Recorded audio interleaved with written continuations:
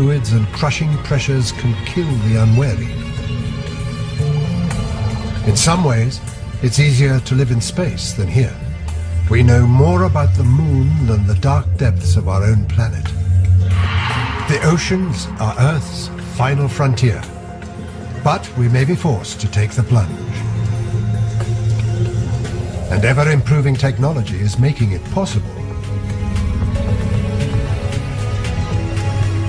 We may soon live as science fiction writers have long imagined, under the sea.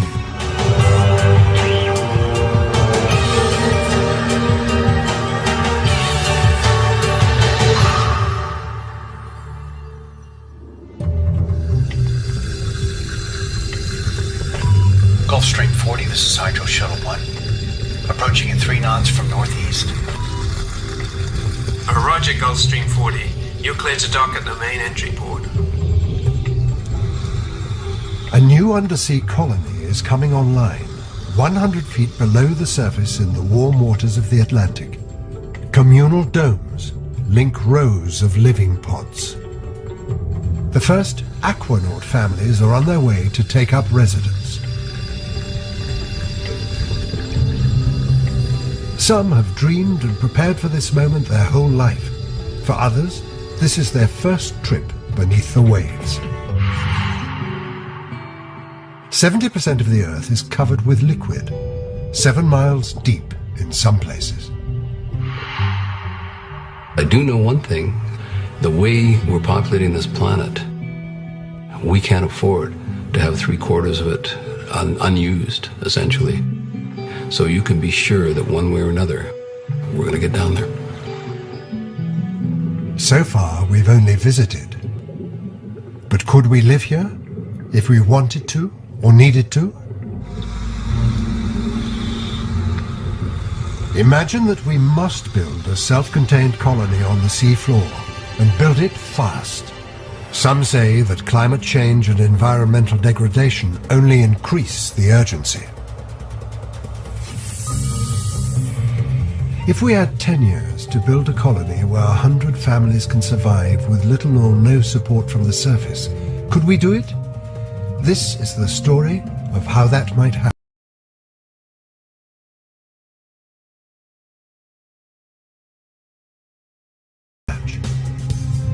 There are no humans that live in the oceans permanently, none. There are a lot of visitors, but no person, no family, no colony has ever lived there permanently before. Only a handful are even trying. One of them is Lloyd Godson, a 32-year-old marine biologist. For the next 14 days, he'll be living inside a tiny box 8.5 foot long by 5 foot wide. It's been slowly lowered into a marine aquarium at a theme park in Germany. Yeah, so far I've only got my camping bed and a little table over here. So I've still got to bring in all my food, the kitchen sink, I've got to put that together. He's also hoping to generate his own power with a bicycle. But like earlier pioneers in undersea living, he'll have to put up with Spartan conditions. The underwater habitats of the 1960s and 70s were often difficult places to live in. If we look at the life support systems and the habitation issues of the previous habitats, we find that they were stainless steel cocoons that were very unlivable. No one would want to go live in a place like that for a long period of time. Like Sea Lab 1, constructed by the US Navy in 1964. Basic things didn't work. Toilets didn't work. You couldn't get in or out of them in an emergency very easily. Challenges we have to overcome. Otherwise, that frontier is close to us, it's forbidden. I mean, that's the way it's been. We've got to change that. We have to open that frontier. First, we'll need to break down the task into a series of practical steps.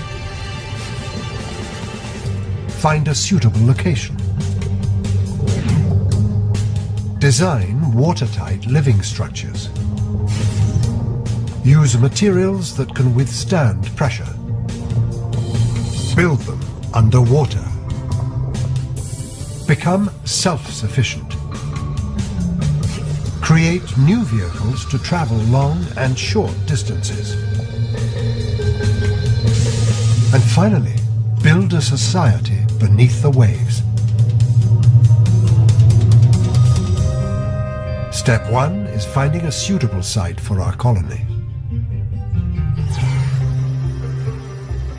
We need a place where we can put buildings and people with access to power and food. A place deep enough to insulate us from one of nature's deadliest forces. The hurricanes that periodically ravage our surface waters. Not too deep, because the deeper you go into the ocean, the higher the water pressure and the greater the danger. Just 10 feet down, a diver can rupture an eardrum if he can't equalize the pressure. 1,000 feet down, and a diver's lungs will be crushed. So we must find a sweet spot for our colony. But where? We have better maps of Mars and the Moon than we do of the parts of our own planet covered by water. We can see space and we can long to be up there. We can't see down. But satellites equipped with more sophisticated sensors are piercing Earth's hidden ocean depths. This newly acquired data, coupled with improved visualization techniques, is revealing new mountain ranges and valleys we didn't know existed. One possible site for our colony is off the coast of Washington State, a volcanic seamount. Submersibles and unmanned vehicles from research organizations as well as private industry are starting to explore these underwater mountains. What makes them attractive to an undersea colonist is that they're self-contained islands of life, sometimes reaching almost to the surface. This is particularly true in some of the seamounts of the North Pacific. So the colony could locate there, and they could have this rich source of food from the water surrounding them. Seamounts can occur near the mid-ocean ridge, the 40,000-mile-long undersea mountain range. Here, volcanic explosions continually add new seafloor. In the dark depths once thought empty, we've discovered islands of exotic life. They thrive on heat welling up from the Earth's molten core. The creatures crowd around black smokers, vents that spew out a scalding mineral-laden brew, ready to be mined. So instead of digging these things out of the ground, and destroying vast mountain ranges and everything else, you mine the fluid. You've got pure metals, you put those in a skip, you send them to the surface, that's your product.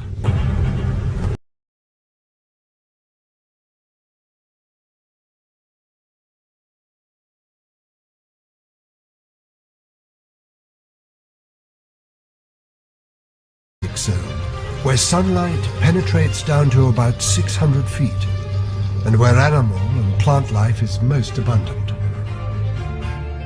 For that reason, colony planners may decide the best place to build is off the east coast of Florida, along the continental shelf.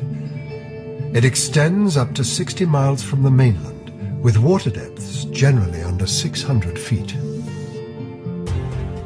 One well-tested site is Conch Reef off the Florida Keys.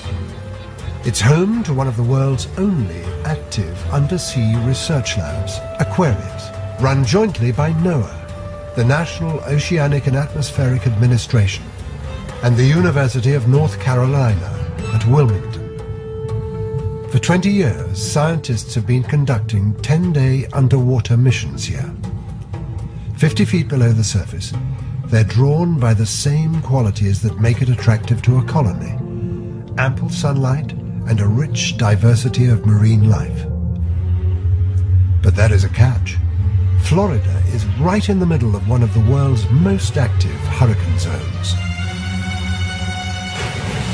You would have to make sure that you designed your colony structures to be hurricane-proof, because you can't afford to evacuate your entire colony every time there's a storm coming by.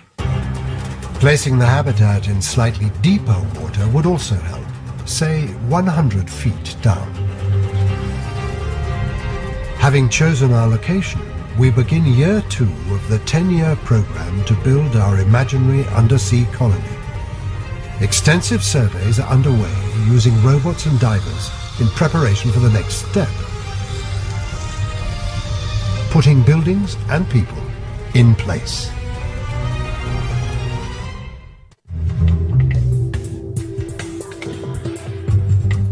Designers are working on step 2 in the creation of the underwater colony off the Florida coast, developing structures for living 100 feet underwater. So the first thing you've got to recognize is that that space, as attractive as it might be, as wonderful as it really is lethal to us. It's lethal for 2 reasons. Humans can't breathe water, and water is more than 800 times denser than air. The extra weight means increasing pressure, 15 pounds per square inch for every 33 feet a diver descends. The Aquarius Undersea Lab sits at 50 feet, half the depth of our undersea colony, where the pressure will rise to 4 atmospheres, 4 times what it is at sea level, or 60 pounds per square inch. And if you think about being in 100 feet of water, if you were trying to do it as a surface diver, you'd only have 20 minutes per dive. And that's because of the effect of high pressure on the human body. Under pressure, the gases you breathe begin dissolving in your bloodstream and tissues. As you swim straight up to the surface, bubbles of gas begin to come out of solution. It's like putting an indigestion tablet into a bottle of water and shaking it. If you take the cap off too quickly, it will fizz. The same thing can happen inside you when going from the high-pressure depths up to the low-pressure surface too quickly. This fizzing in the bloodstream, known as the bends, is very painful and can kill you. To avoid the bends, a diver has 2 choices. Follow a strict schedule of lengthy decompression stops on the way up to sea level so that the gases can dissipate harmlessly, or postpone decompression by taking refuge in an underwater habitat. Lloyd Godson's tiny experimental habitat inside the aquarium rests in just 13 feet of water, or 1.4 atmospheres. Divers generally believe that such a small increase in pressure won't affect them. Here I have a whole range of things, for example, apricot desserts. He has supplies for 14 days, but Godson can't be sure what effect the pressure will have on his body and mind over such a sustained period. He's living in what's known as an ambient pressure habitat. The air pressure inside is the same as the water pressure outside. An external compressor feeds a steady stream of air down to where Godson is. I have about 230 litres per minute of fresh air coming in through this tube up here you see. That's got a silencer on the end so that there's no actual sound. His biggest concern is that the compressor runs smoothly. If it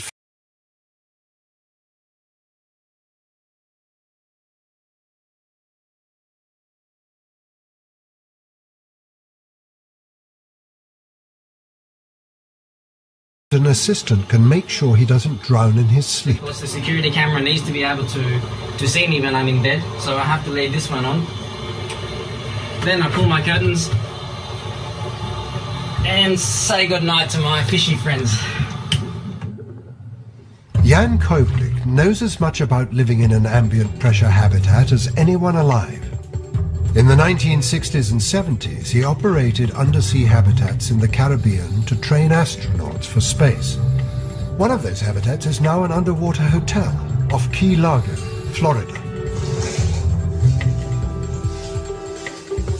And then you swim out of here and you go up to the pod. The 2 cylindrical accommodation areas are separated by what's known as a moon pool. The first generation of habitats usually had open doors.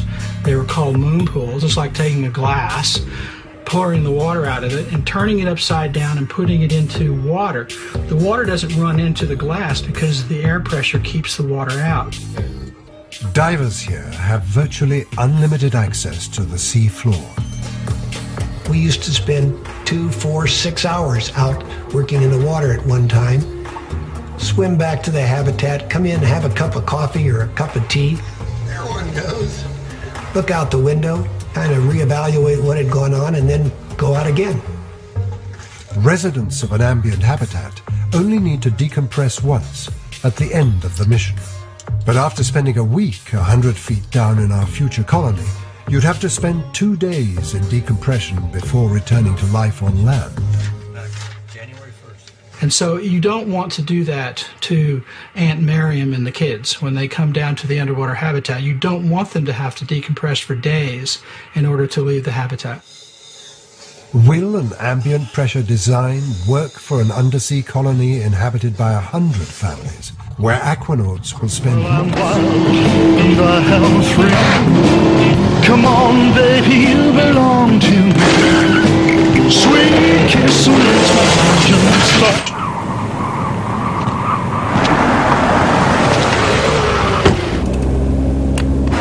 Well, I'm wild and I am free. Come on, baby, you belong to me. Sweet kiss makes my engine start. The way you move, you own my heart. Sweet kiss makes my engine start. The way you move, you own my heart.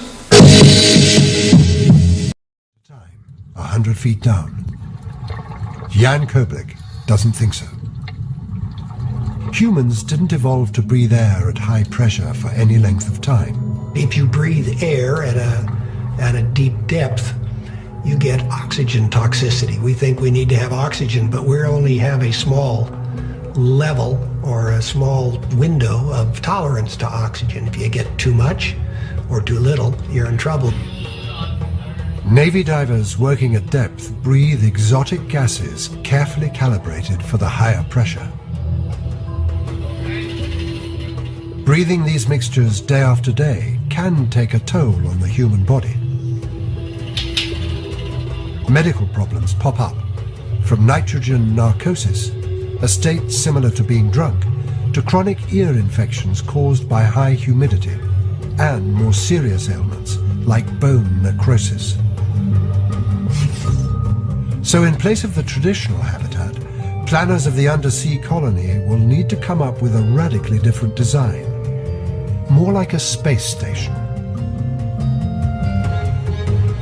Most of the structure will have an internal air pressure of 1 atmosphere, the pressure we humans are naturally adapted to. Airlocks will separate living quarters from the work areas that provide divers direct access to the sea floor. These areas must remain at the higher ambient pressure of the surrounding ocean.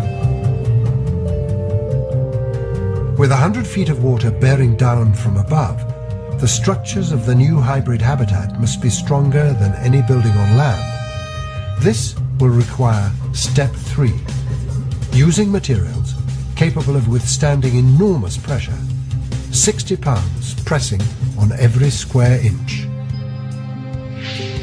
Michael Shooter designs and builds a range of structures to go on or in the water, from boats to submerged hotels. He uses many of the same materials that went into the construction of the aquarium that houses Lloyd Godson's habitat. The difference between an aquarium and a habitat is where you're keeping the fish, quite honestly. The engineering that goes into designing the windows and the structures to carry them are very, very similar to what we have to do in an underwater structure. And there's a watertight door here.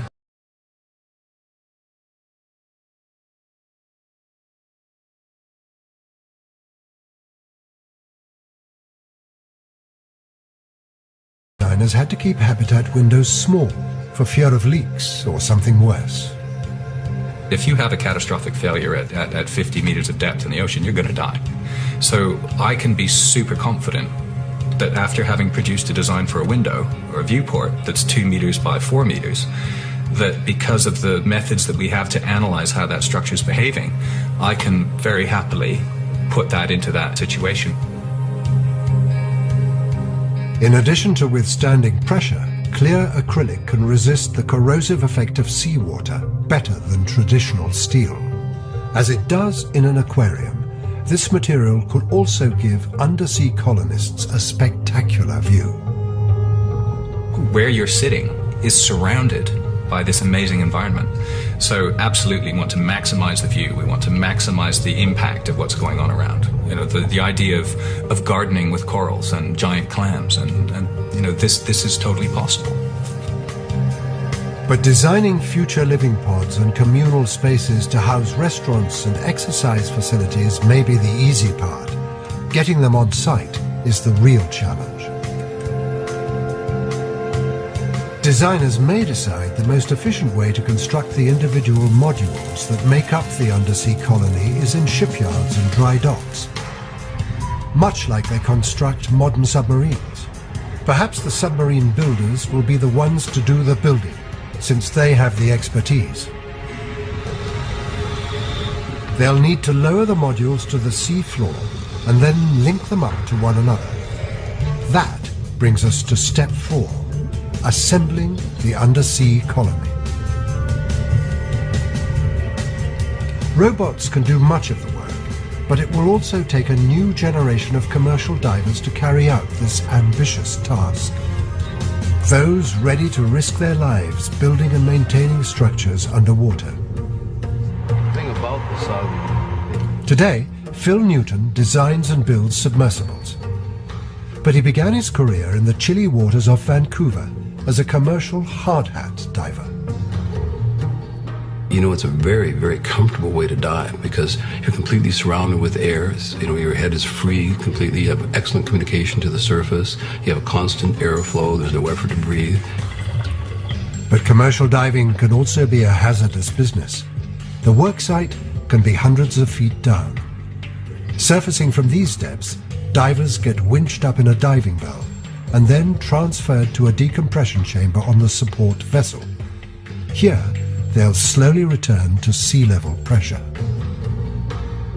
So instead of taking a few hours to decompress, when you're living under pressures at 8,000 feet or so on the bottom, it takes you 8.5 to 9 full days to come back to decompress slowly to the surface. So Newton decided to take a radically different approach that could be a tremendous boon for our undersea colony. If you can eliminate the pressure, you'll eliminate the enemy. And really, to do that, you need armor, whether it's a submarine around you that can withstand the pressure or whether it's a submarine that you wear. The result was the Newt suit, and now its successor, the exosuit. These hard suits pressurize to 1 atmosphere and allow a diver to descend as deep as 1,000 feet without the need to decompress. So you have a pressure housing over top of this. And you have At the same time, the circular bearings in the wrists and other joints must be engineered to turn smoothly and effortlessly, even when 1,000 feet of ocean is pressing down on them with the weight of a double-decker bus. But Phil Newton wasn't done yet. Just give it a quick test up and then back into the neutral position. Okay. Yep.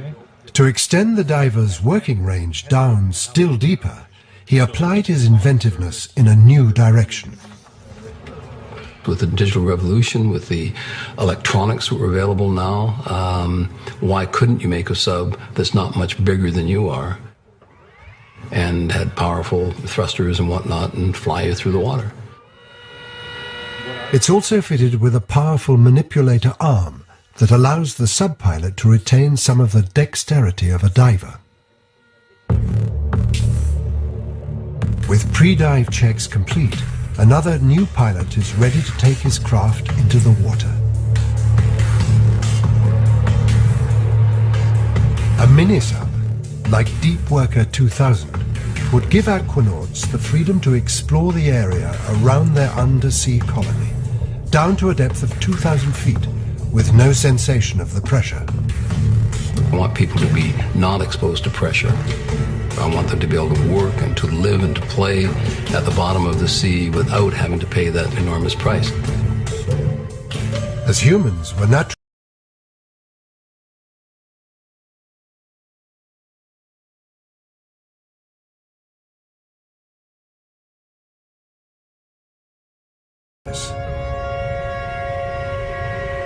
They will not be rugged outposts on the frontier, but they will be attractive cities designed by architects. And in these cities, you will have 95% of it will be at one atmosphere where the main people live. It's year 5 of our experiment in undersea living. The main structures of the underwater colony are in place. It's almost ready for the first generation of aquanauts, full-time inhabitants of the deep, to move in. But before they can do so, we have to find the resources, power, air, food and drinking water, to support the undersea colony. Initially, the underwater colony may depend on outside supplies to run all of its life support systems.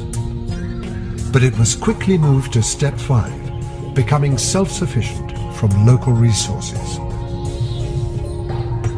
If you think about what you need to do a colony under the ocean, there's going to be a lot of resources that need to be brought there, including fresh water, including oxygen, including food. To make all these, underwater first requires energy. It's day 10 for Lloyd Godson in his 14-day underwater mission at the theme park aquarium. One of his main goals is to generate some of his electricity by riding a bicycle. He's aiming to produce 2,500 watt-hours, only things haven't gone as planned. An inefficient generator means up to 10 hours a day in the saddle. High humidity and the 1.4 atmospheres of pressure in the habitat are also taking a toll. Doctors advise him to back off for the sake of his health. So I did that, but after a few days rest, I'm feeling pretty good, and I'm just doing as much as I can, and who knows, maybe I'll still make it. 2,500 watt-hours powers a few small devices, like a computer. But it's less than a tenth of what the average American family uses daily. And with 100 families set to take up residence, the undersea colony will need at least 3 million watt-hours a day to keep all its systems running. Because power is so critical, the colony can't rely on a single source. So they've laid snake-like wave energy converters on the surface to ride the swells. The waves drive hydraulic rams mounted between the sections producing electricity. But the real power lies further down and out to sea. The structure here is what's called the Miami Terrace. That's where the maximum flow is, and that's, of course, where we want to put our stuff. Right. So at least we got that right. At Florida Atlantic University's Center for Ocean Energy Technology, Dr. Howard Hansen is testing ways to harness a vast and steady stream of water that runs about 10 miles off the Florida coast, the Gulf Stream. It's a tremendous amount of water. It is 30 million cubic meters of water per second that flows by our doorstep out here in South Florida. With a flow greater than all the world's rivers combined, the Gulf Stream is an extremely reliable source for power generation. 100 feet down, 4 twin turbines spinning like underwater windmills supply the colony with all the electricity it needs. With that ample power supply, the colony can take care of 2 other critical needs: pumping oxygen from the surface and distilling fresh water from the surrounding seawater. But it still needs a reliable way to remove the carbon dioxide aquanauts will constantly be exhaling. Planners are likely to turn to Mother Nature for help in removing carbon dioxide and other wastes from the undersea colony. It's a method that Lloyd Godson experimented with in an earlier underwater habitat. The air in the habitat was run through a coil filled with single-cell algae called chlorella. Like all green plants, they needed CO2 to grow. Okay, I'm just checking the pH on the algae culture now. But the system failed to work efficiently. By day 12, his blood pressure was rising to dangerous levels, a sure sign of too much carbon dioxide. It's pretty high there now, so. You there, Carolina? My wife made a dive inside the habitat to visit me. She took one look at me and said, "You need to come out." And I respected that because I thought she knows me better than anyone and she can see I'm not looking good. Now, an improved process for growing the same algae is being developed. So this is chlorella, right? Yeah, this is the chlorella. Bioengineer Jonathan Trent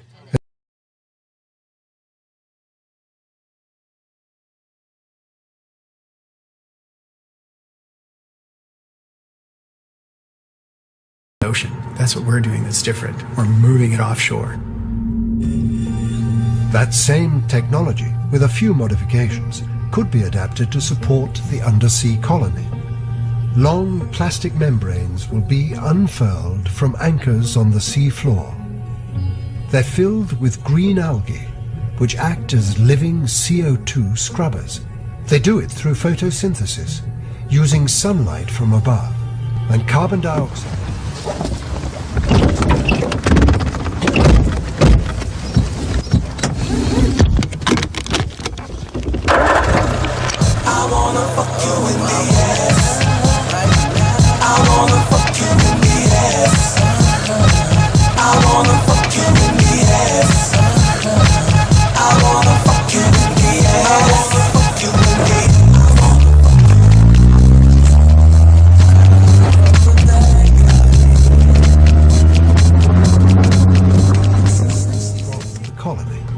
The algae could be scrubbing that CO2, growing more algae, producing oxygen, which could be pumped back down to the colony.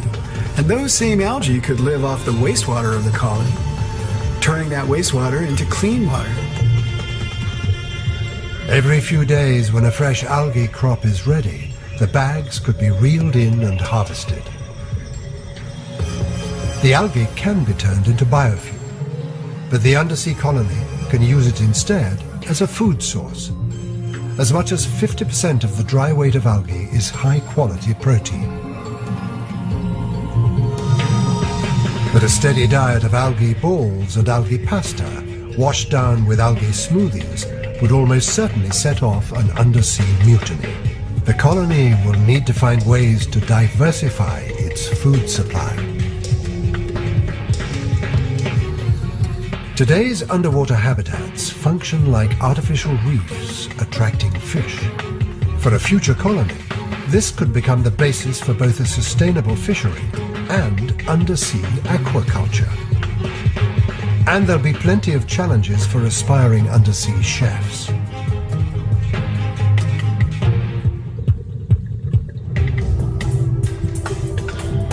The arriving aquanauts are welcomed into their new world by inquisitive marine mammals, here to investigate their novel-looking craft.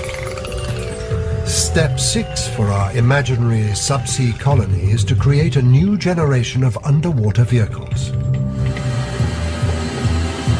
Oh my God, it's coming right at me.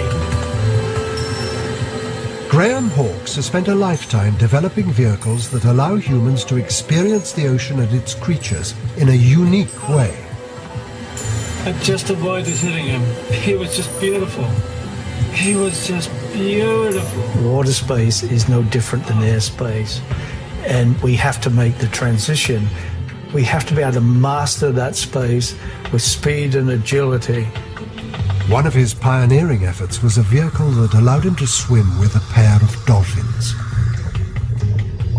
I'd become one of the dolphins. And this lead dolphin would look at this little kind of canyon in the coral and just go swooping through it. And I'd go swooping through it, and I'd always hurt my ears. But, you know, it was utterly irresistible to move with those big animals. Although humans have been venturing into the oceans for more than a century, The basic principle behind the vehicles we use hasn't changed much.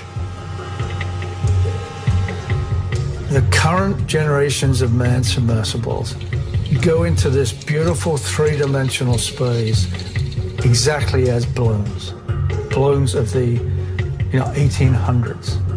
They make themselves heavier than water and they sink.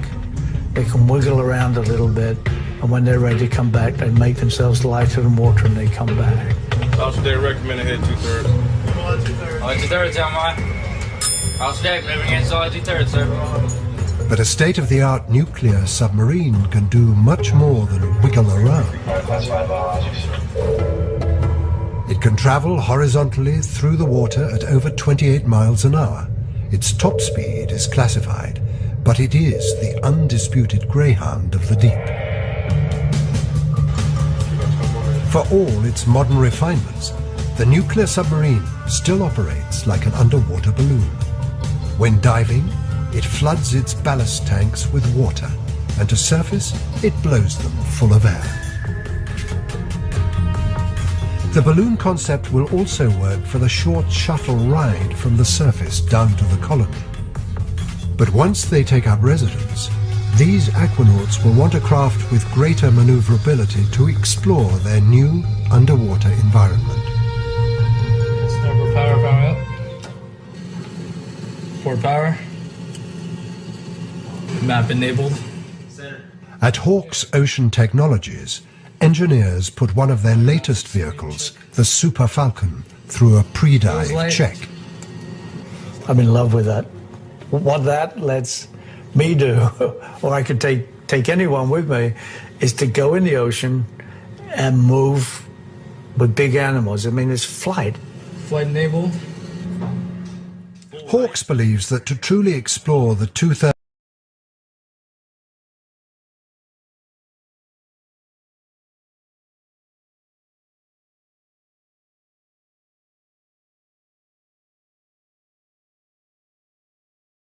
all we've done is taken everything that happened with flight in there and applied it to a fluid which is 850 times denser.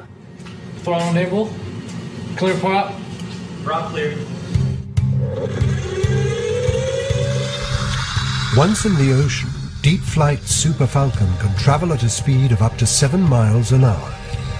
And it can dive beyond the reach of light to a maximum depth of 1,000 feet. The occupants are no longer restricted to what they can see through the tiny portholes. Like the windows of the undersea colony itself, the vehicle's twin cockpits are made of pressure-resistant acrylic that affords a panoramic view. But to start with, aquanauts will have plenty to explore closer to home. It's taken almost 10 years to establish a self-sustaining colony 100 feet down on the sea floor. The arriving aquanauts get their first glimpse of their new quarters. A large dome houses communal areas: restaurant, school, medical facility, fitness, and recreation area. Leading off the communal space is the main corridor that provides access to the living pods. The space is modest, 500 square feet for a family of 4, but you do get your own private aquarium outside the window. On one of the arms radiating out from the center, a pair of domes houses the life support systems that keep the colony running. Nearby is the hangar, where underwater vehicles and dive operations are based. While much of the colony is kept at 1 atmosphere, this work area can be switched to ambient pressure for easy access to the ocean. Our 10-year mission is finally accomplished. The buildings, the support systems, vehicles, and people are in place. One last step remains. It's now up to the colony to turn itself into a viable community. 100 families have started living in a hypothetical undersea colony 100 feet below the waves of the Atlantic. They've embarked on step 7, becoming a viable community. Much of what they do isn't that different from the lives they've led on the surface. Technicians carry out maintenance work, children go to school, patients go to the doctor, and people work out. But this first generation of aquanauts is also exploring its sub-sea neighborhood, down to depths of 1,000 feet and more. Just looking outside their windows, they're gaining an intimate knowledge of the ocean that only a tiny few have enjoyed before them. I spent probably 30 days total living under the sea. There's nothing like it. There's nothing like it. There's something about sleeping under sea, hearing the bubbles of the habitat, looking out the window and seeing the ocean world from all around you. A world still full of unknowns. The real payoff are the things that you learn and you see that you don't expect to see and you had no idea was even there to begin with. And so we've actually had people come down, and it sounds almost silly, follow fish around and see where they spend their time and what kind of habitat they need to do what they do on a daily basis. From that wealth of observations and scientific data, researchers can begin to extract the seeds of an undersea economy, identifying species that could produce technological breakthroughs. You hear about, jellyfish and the gelatinous part of the jellies and transparency and how that might play a role in optics, or the skin of octopus and squid and color change and camouflage. Whether it's mining or medicine, food production or power generation, there are many promising areas of exploration. Life in the undersea colony is beginning to find a rhythm.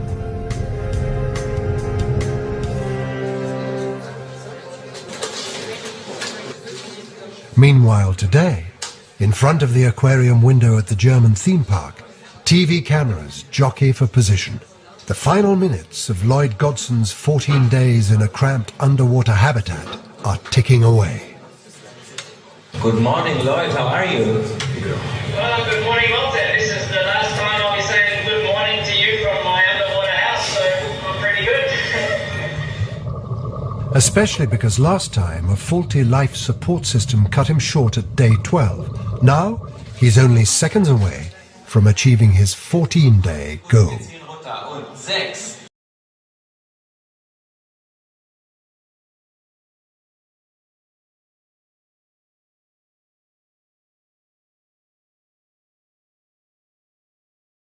and 500 watt-hours of electricity, enough to run one of these TV cameras for 2 full days. But as he leaves in triumph, one thought refuses to go away. Will 14 days at high pressure have any ill effects on his body?